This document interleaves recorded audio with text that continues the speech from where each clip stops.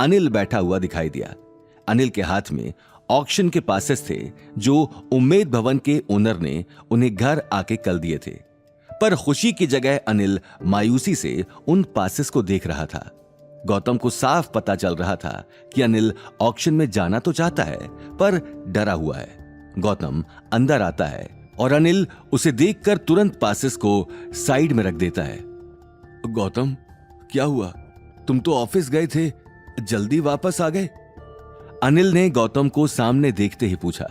हाँ डैडी जी, वो मुझे मिस्टर यशवंत मिल गए थे जो उस दिन एंटिक स्ट्रीट में मिले थे। वो आज मुझसे मिलकर बहुत खुश थे। वो चाहते हैं कि मैं उनके लिए कुछ रेयर एंटिक्स खरीदूं। उसके लिए उन्होंने मुझे 10 करोड़ का चेक भी दिया हुआ है। अब हम दोनों शान से कल के ऑक्शन में जा सकते हैं और इस बार हम सिर्फ ऑडियंस की तरह नहीं बल्कि ऑक्शन में हिस्सा भी ले पाएंगे। लास्ट टाइम हम इसी कारण वहां से लौट आए थे ना कि हमारा ऑक्शन में कोई काम नहीं, पर इस बार ऐसा नहीं होगा। गौतम के मुंह से यह बात सुनते ही अनिल भौचक्का रह गया। उसे अपनी आंखों पर यकीन नहीं हो रहा था। वो एक टक चेक को देख रहा था। गौतम, उन्होंने तुम्हें सच में 10 करोड़ का चेक दिया है?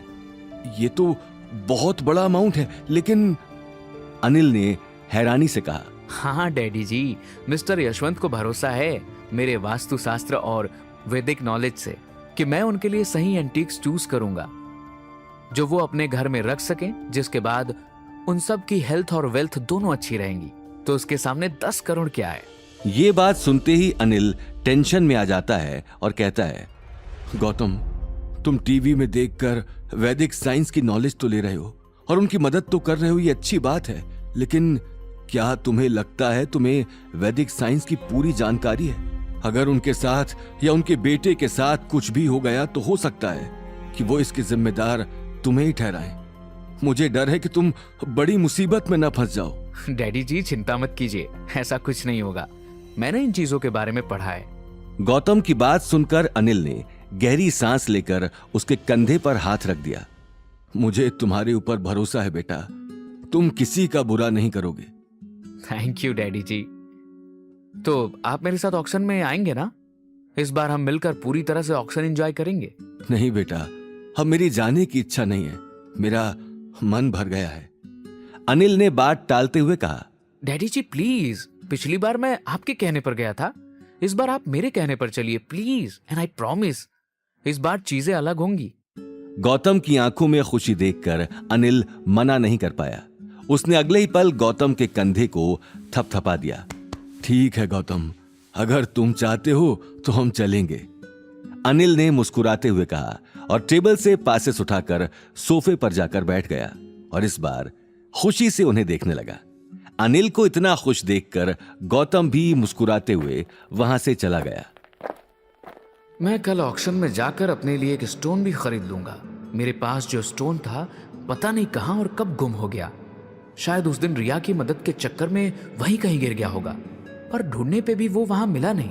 पर अब होपफुली ऑक्शन में मुझे कुछ अच्छा मिल जाए, मेरे लिए भी और वेदांत के लिए भी, गौतम ने मन ही मन कहा। हालांकि अनिल की बातों ने उसके मन में सवाल खड़े कर दिए थे, लेकिन अब उसके हर सवाल का जवाब उसे ऑक्शन में ही मिलने वाला था। ये बात सोचते हुए गौतम अपने कमरे की तरफ जाने लगा, लेकिन तभी उसका मोबाइल बजने लगा। फोन की स्क्रीन पर याशी का नाम देखते ही गौतम एक पल के लिए वहीं रुक गया। हेलो गौतम, मैं याशी बोल रही हूँ। मैंने तुम्हें इसलिए कॉल किया है क्योंकि मैं चाहती हूँ कि कल तुम ऑक्शन में आओ जो उम्मेद भवन में होने वाला है। याशी ने फोन उठाते ही जवाब दिया। ये बात सुनते ही गौतम सोच में पड़ गया।